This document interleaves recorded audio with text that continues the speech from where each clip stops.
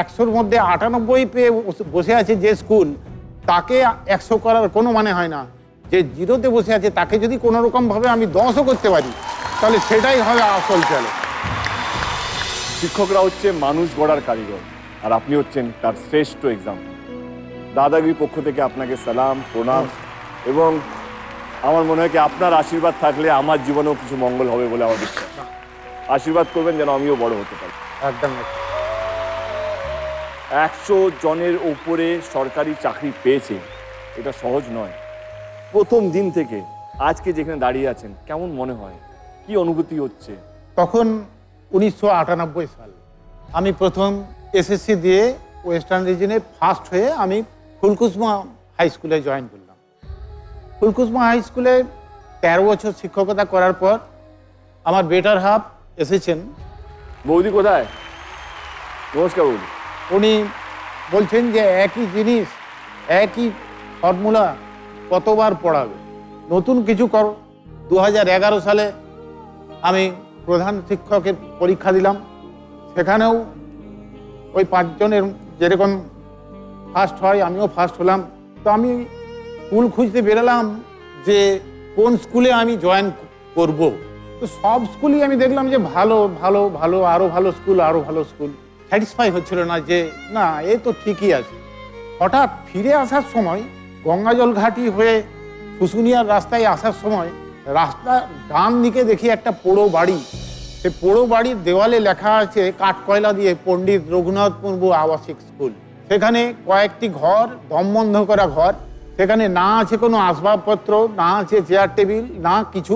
ওইখানেই তারা থাকে, ওখানেই তারা পড়ে, ওখানেই তারা খায়। থাকার মধ্যে কয়েকজন নিবেদিত প্রাণ শিক্ষক শিক্ষিকা, তাদের মধ্যে একজন এসেছেন, উনি তাদের মধ্যে অন্যতম প্রধান। আর অপুষ্টিতে ভোগা 100-2 আদিবাসী ছেলেমেয়ে, মাথার উপর বিপুল অঙ্কের দেনা এবং একটা কোর্ট কেস। আমি দেখলাম যে না, চ্যালেঞ্জ যদি নিতে হয় তাহলে এটাই হচ্ছে চ্যালেঞ্জ। যে 100-র মধ্যে 98 পেয়ে বসে আছে যে স্কুল, তাকে 100 করার কোনো মানে হয় না। যে 0-তে বসে আছে তাকে যদি কোনো রকমভাবে আমি 10ও করতে পারি, তাহলে সেটাই হবে আসল চ্যালেঞ্জ। বিভিন্ন ডিপার্টমেন্টে গেছি, তাদেরকে আমার স্বপ্নের কথা বলেছি। আমি বলেছি আমি একটা স্কুল চাই, যে স্কুলটা কিন্তু ঘরের মতো হবে। তার কারণ হচ্ছে school is the second home. অসাধারণ আপনার জার্নি। আমার ছেলেমেয়েরা যে কেবল পড়ে তা না, আজকে আমার ছেলেমেয়েরা ওয়েস্ট বেঙ্গল বোর্ডে র্যাঙ্ক করে। 11 সালের আগে আমার যে ছেলেমেয়েরা খেতে পেত না, অপুষ্টিতে ভুগত, সেই আমার ছেলে মেয়েদের মধ্যে আমাদের মেয়েদের টিম জাতীয় স্তরে হ্যান্ডবল কম্পিটিশন,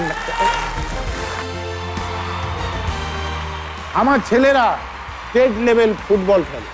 আমার ছেলে মেয়েদের একাডেমিক পারফরমেন্স যেরকম উন্নত, তাদের স্পোর্টস এবং কালচারাল সাইডটাও কিন্তু উন্নত। আমার ছেলেমেয়েরা আজকে কেউ ডাক্তারি পড়ছে, কেউ ইঞ্জিনিয়ার, কেউ বায়ুসেনার অফিসার। তাদের গর্বে আমার সত্যি বুক ফুলে ওঠে, এবং তারা যখন আমার সামনে এসে দাঁড়ায় তখন আমার স্বপ্ন সত্যি সাকার হয়েছে বলে আমার মনে হয়।